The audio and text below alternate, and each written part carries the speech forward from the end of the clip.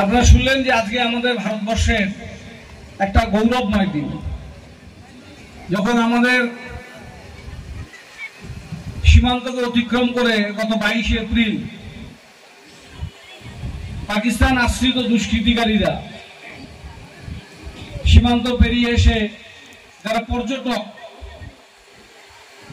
তাদেরকে গুলিবিদ্ধ করে হত্যা করল, যাতে 25 জন ভারতীয় এবং একজন নেপালের নাগরিক ছিলেন। এর আগেও বেশ কয়েকবার জঙ্গি হামলা আমাদের কাশ্মীর সীমান্ত এলাকা পেরিয়ে এসে হয়েছে,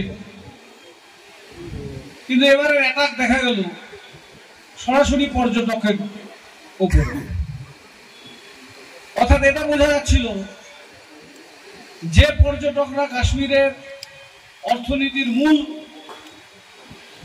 ভিত্তি, পর্যটকরা যায় বলে কাশ্মীরের মানুষের নিত্যদিনের আয়, যাতে পর্যটকরাও কাশ্মীরে না যায়, কাশ্মীরের মানুষের মধ্যে আতঙ্ক থাকে এবং কাশ্মীরের অর্থনীতি যাতে ভেঙে পড়ে।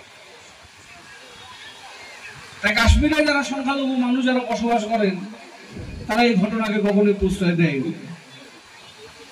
গুলিবিদ্ধ হওয়ার পরে তাদেরকে হসপিটালে নিয়ে যাওয়া, প্রাথমিক চিকিৎসা করে নিয়ে সেই মুহূর্ত থেকে তাকে নিয়ে গিয়ে সুচিকিৎসা দেওয়ার কাজটা স্থানীয়রা করেছে।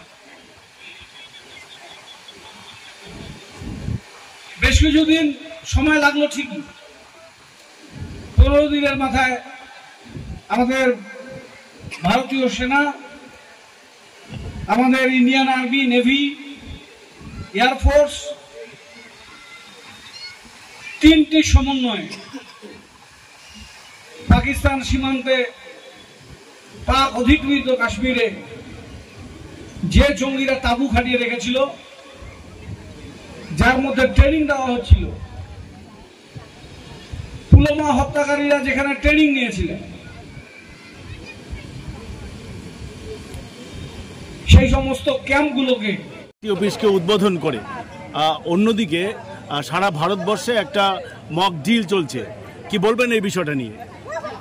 দুটোর সাথে দুটো মেলালে হবে না, এটা একটা অন্য কাজ, পলিটিক্যাল কাজ, এটা তো থাকবেই। রাজনৈতিক কর্মীদের রাজনৈতিক কর্মসূচি থাকে। দেশের নাগরিক হিসেবে আজকে গর্বের দিন। যারা আমাদের দেশের সার্বভৌমত্বকে নষ্ট করে সীমান্ত পেরিয়ে এসে দেশের মানুষকে হত্যা করেছে, আজকে তাদেরকে উপযুক্ত জবাব দিয়েছে আমাদের ভারতীয় সেনারা।